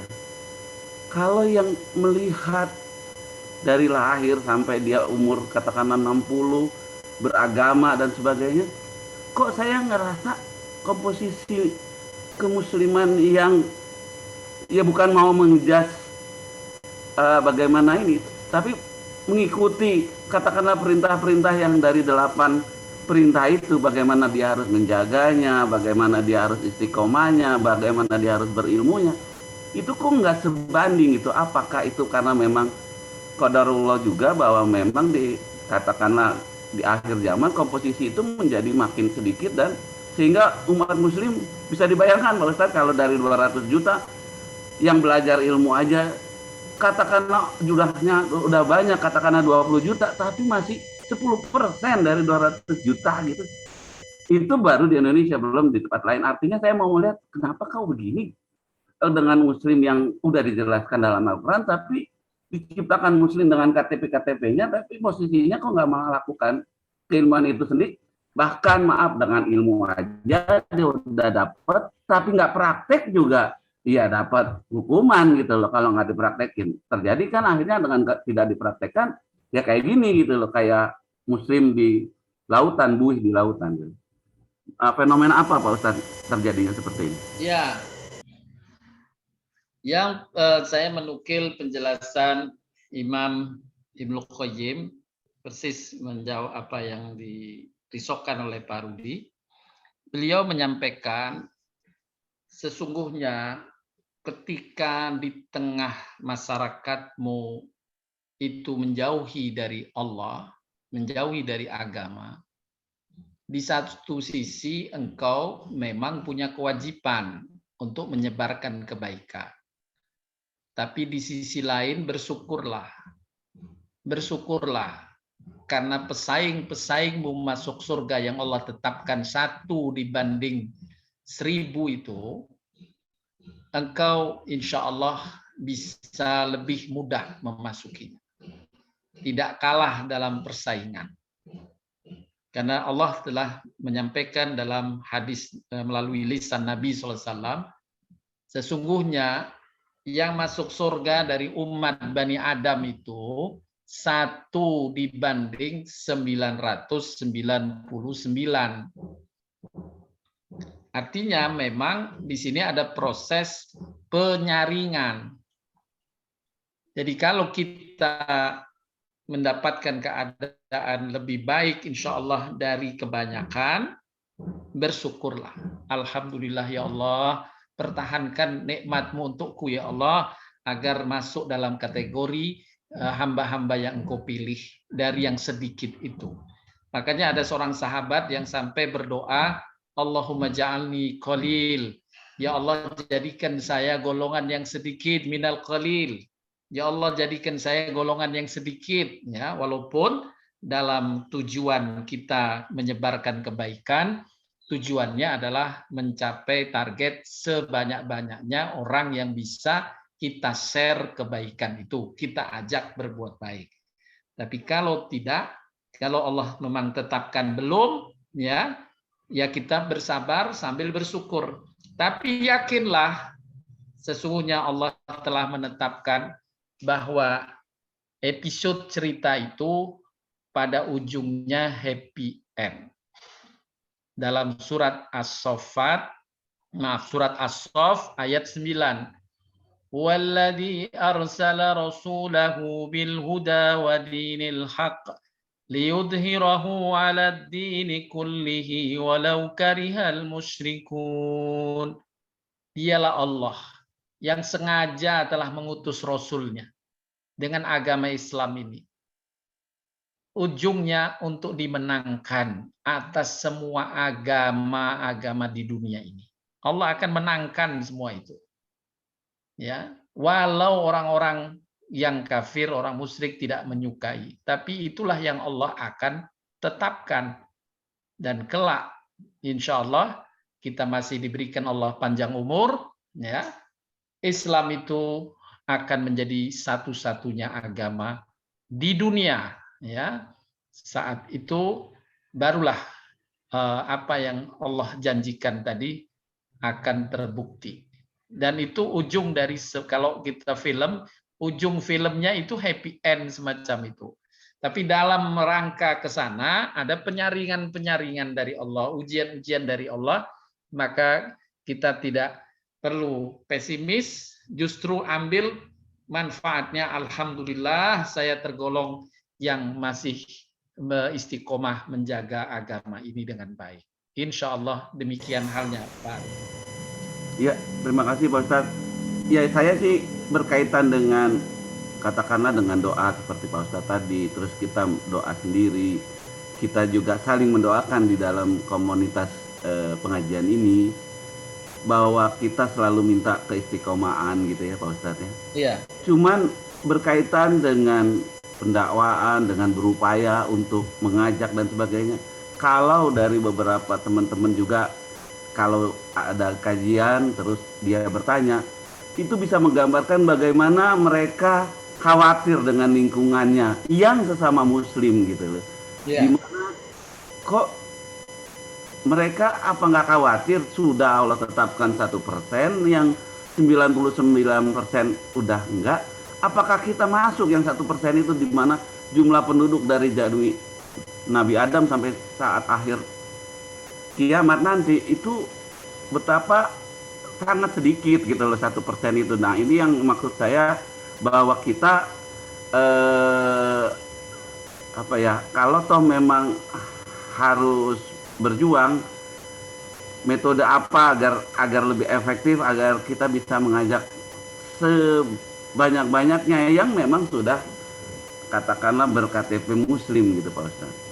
Ya, ya tadi apa namanya, tetap kita berdakwah, menyebarkan kebaikan, ya insya Allah Allah mudahkan pada saatnya.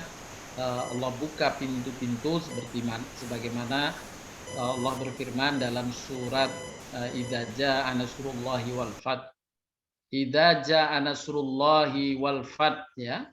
Ketika datang kemenangan itu dan pintu-pintu kemenangan dibuka, orang berbondong-bondong. Idza jaa nasrullahi wal fath wa ra'aitan nasa yadkhuluna fi dinillah. Engkau melihat orang berbondong-bondong mengikuti agama ini. Nah, itu jadi ada takdir di situ juga.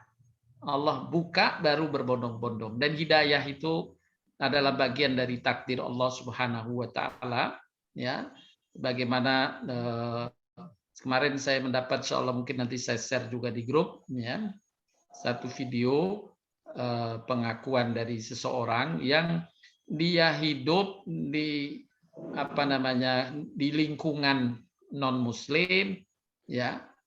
Keluarganya non-muslim, dirinya sendiri juga sampai ke tingkat ateis gitu. Tiba-tiba mendapatkan pencerahan dari Allah SWT. Dia nggak ada teman, nggak ada orang lain, dia sendiri. Hanya ketika dia kemudian sendirian itu, nggak ada orang yang dia beli buku agama itu, beli dia di toko. Dia baca sendiri, nggak ada orang lain. Baru kemudian kok dia bersemangat untuk memeluk agama Islam. Ya, itu nanti insya Allah saya share di grup untuk menjadi pembelajaran bagaimana kalau Allah sudah membuka hati hambanya, nggak ada yang bisa menghalanginya. Ya, jadi inilah kita tetap berdoa dan berikhtiar sesuai dengan apa yang Allah perintah dan Rasulnya perintahkan, menyebarkan kebaikan. Insya Allah apa yang Allah tetapkan tidak akan meleset. Apa yang Allah janjikan tidak akan diingkari, bahwa agama ini semuanya akan dibuka oleh Allah pintunya ini. Agama Islam akan dibuka pintunya sehingga orang berbondong-bondong untuk mentaati. Begitu Pak Rudi. Ya, terima kasih Pak Ustadz. Sama-sama. Masih ada pertanyaan? Silakan Bu Sukma, langsung aja Bu, karena panjang sekali. Bu Sukma. Assalamualaikum Ustadz. Waalaikumsalam warahmatullahi wabarakatuh. Silakan. Ustadz, kalau Muslim itu kan selalu diuji karena Allah sayang, dan solusinya sabar dan sholat. Pasti sabar tuh banyak dalam Al-Quran ya Ustadz. Sabar tuh kayaknya mudah diucapin, tapi pas mengamalkannya di satu kondisi yang langsung itu kayaknya sulit banget gitu Ustadz. Yang mau Sukma tanya, Rasulullah itu sabar itu sering disebut di Al-Quran itu karena memang sabar itu dari sifat Rasulullah yang Rasulullah selalu sabarkah, atau pernah nggak sih Rasulullah tuh nggak sabar juga gitu? Itu aja Ustadz. Makasih Ustadz. Baik, ya. Sabar itu tentu Rasulullah adalah orang yang paling sabar, ya, orang yang paling sabar. Karena contoh-contoh dalam kisah Nabi SAW, contoh diantaranya ini. Diantaranya ada orang Yahudi berpapasan dengan Nabi, kemudian orang Yahudi itu mengucapkan binasa engkau. Nabi hanya menjawab dengan tenang, semoga engkau juga. Ya. Jadi Nabi kan kalimatnya kan assalamualaikum. Itu oleh Yahudi disamarkan itu. Assalamualaikum, seolah-olah assalamualaikum. Setelah Yahudi itu lewat, Yahudi ini ketawa-ketawa. Karena Nabi menjawabnya waalaikum. Jawaban Nabi waalaikum. Yahudi tadi lewat, assalamualaikum. Nabi menjawab waalaikum. Yahudi ketawa-ketawa itu. Biarin binasa dia. Dia nggak tahu. Padahal Nabi sudah tahu. Dan Nabi cuma menjawab waalaikum. Nah, waktu itu Nabi bersama Aisyah, istrinya. Aisyah jengkel. Ya, mendoakan semoga engkau juga binasa. Hancur engkau di neraka. Mungkin gitulah, lebih panjang itu Aisyah. Ditegur oleh Nabi, wahai Aisyah, jangan kau menjawab seperti itu, berlebihan wahai engkau, berlebihan kau Aisyah. Kemudian Aisyah mengklarifikasi kepada Nabi, ya Rasulullah, apakah kau dengar? Tadi itu dia mengucapkan assalamualaikum, binasa engkau. Aku tahu, aku mendengar wahai Aisyah, makanya aku jawab waalaikum. Aku tidak menjawab waalaikumsalam. Aku tidak menjawab waalaikumsalam, semoga untukmu keselamatan. Tidak, aku cuma waalaikum, semoga untuk engkau juga. Jadi yang saya maksud doa waalaikum untuknya dia mengucapkan kebinasaan, semoga untuk dia juga kebinasaan. Dan sedangkan aku tahu doaku dikabulkan, doa dia tidak dikabulkan. Itu bagaimana gambaran kesabaran Nabi. Itu langsung berhubungan dengannya. Yang kedua, contoh lain kesabaran Nabi di masjid nih, pengajian di masjid. Lagi kumpul dengan sahabat. Tiba-tiba ada orang yang masuk di masjid itu, sudah ikut, tiba-tiba berdiri, mojok di masjid, buang air kecil di dalam masjid. Coba zaman sekarang. Ya, babak belur itu orang. Tapi Nabi ketika sahabat sebagai orang yang juga punya ghirah, ketika mau bangkit untuk mencegah orang itu dari buang air kecil, Nabi memberi isyarat dengan tangannya, tetap duduk kalian, duduk. Setelah selesai, dilihat oleh Nabi sudah selesai dia, baru Nabi menghampirinya. Nabi menghampirinya orang itu. Menjelaskan, Pak, lain kali kalau buang air di luar masjid, jangan di dalam masjid. Ya, oh ya Rasulullah, maaf, udahlah begitu, udah silahkan duduk lagi.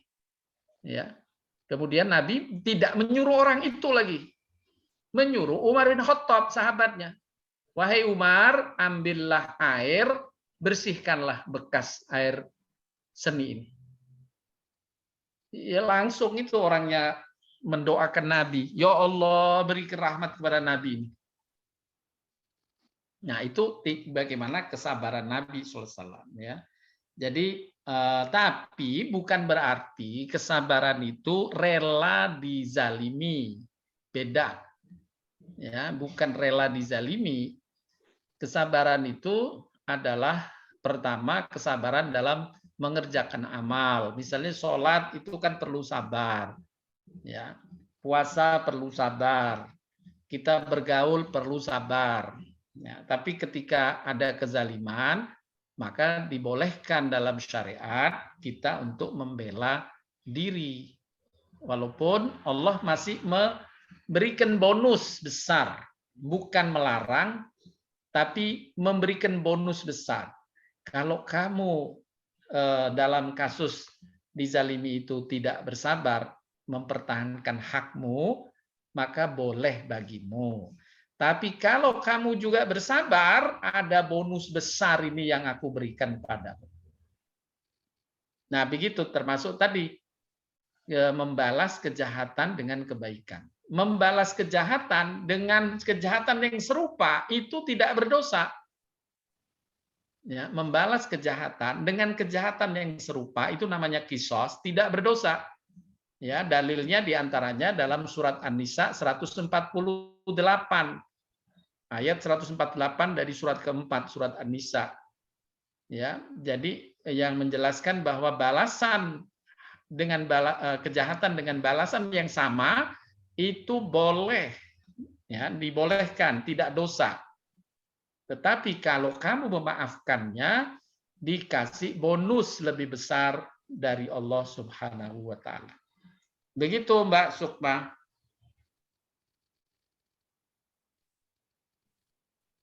Bu Sukma?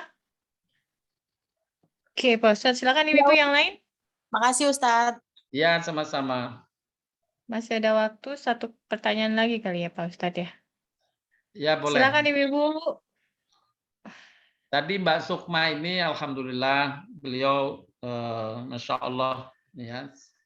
Beliau kan pernah dulunya beliau adalah belum muslim, tapi alhamdulillah atas hidayah Allah memberikan kebaikan yang besar padanya, beliau akhirnya jadi muslim dan alhamdulillah wa syukrulillah saya bersenang hati karenanya. Dan insya Allah Bapak Ibu juga yang mengetahuinya bersenang hati. Beliau pun akhirnya diberikan karunia oleh Allah, ibundanya yang beliau cintai juga bersahadat Islam. Mohon doanya Bapak Ibu untuk kekuatan dan ketegaran saudara kita Sukma dari Sukma. Amin, amin, Amin untuk Bu Sukma. Assalamualaikum. Silakan Bu Sofi, silakan Bu Sofi. Terima kasih Ceng Lili. Pak Farhat ini tadi mohon penjelasan lagi nih. Jadi waktu Pak Farhat mengatakan bahwa kita kalau sholat tahajud itu nilainya lebih tinggi pada waktu kita menjalankan syafar ya Pak ya. Ini saya agak terkejut juga nih Pak. Ya karena kan tentu kalau safar itu kan kita juga capek kadang-kadang begitu ya Pak. Jadi kadang-kadang juga sholat, kadang-kadang enggak. Ini saya agak nyesel juga nih. Maksud saya nyesel untuk saya sendiri, bukan Pak Farhat, bukan maksud. Ini waduh kok jadi nilainya lebih tinggi itu satu Pak. Yang kedua itu ada satu tuh Pak itu dulu Pak. Baik ya. Tadi kan berkaitan dengan pertanyaan dari Ibu Gomba, apakah pahala itu dari sebuah amalan tergantung pula ada variabel effortnya, besarnya tantangan, besarnya daya yang dikeluarkan gitu ya. Seperti pernah saya sampaikan, seorang yang setipe Umar bin Khattab gitu ya, yang reaktif begitu, dia pahalanya amat besar atau lebih besar dibanding orang yang memang lembut dalam karakternya ketika menyikapi gangguan-gangguan misalnya. Nah demikian juga perjalanan itu masakoh, sesuatu yang sulit. Karena kesulitannya itu Allah sampai memberi keringanan sholat fardu. Sholat fardu boleh dijamak qashar ketika safar. Nah, tapi ini kan keringanan bukan berat. Kemudian Nabi menyebutkan dalam hadisnya di antara amalan yang ini kan tahajud itu bagian dari amalan juga. Nah, kalau orang yang musafir, yang sedang repot, sedang safar itu masih punya waktu, karena masih bisa menyisipkan waktu untuk tetap bangun malam, itu Allah berikan apresiasi yang besar. Begitu Bu Sofi maksudnya. Jadi termasuk duku-duku di pengguang-pengguang ya Pak ya. Jadi iya.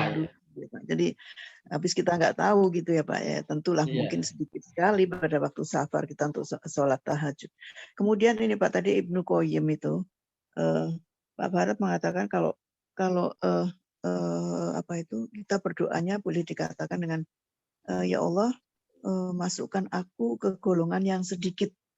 Jadi apa kita akan masukkan doa itu selalu begitu Pak?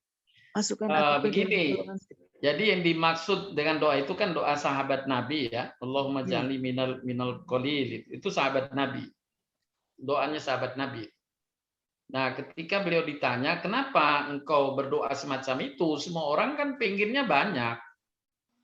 Kemudian beliau menyampaikan, bukankah di dalam Al-Quran itu Allah selalu mengulang kata yang sedikit untuk hal-hal yang positif.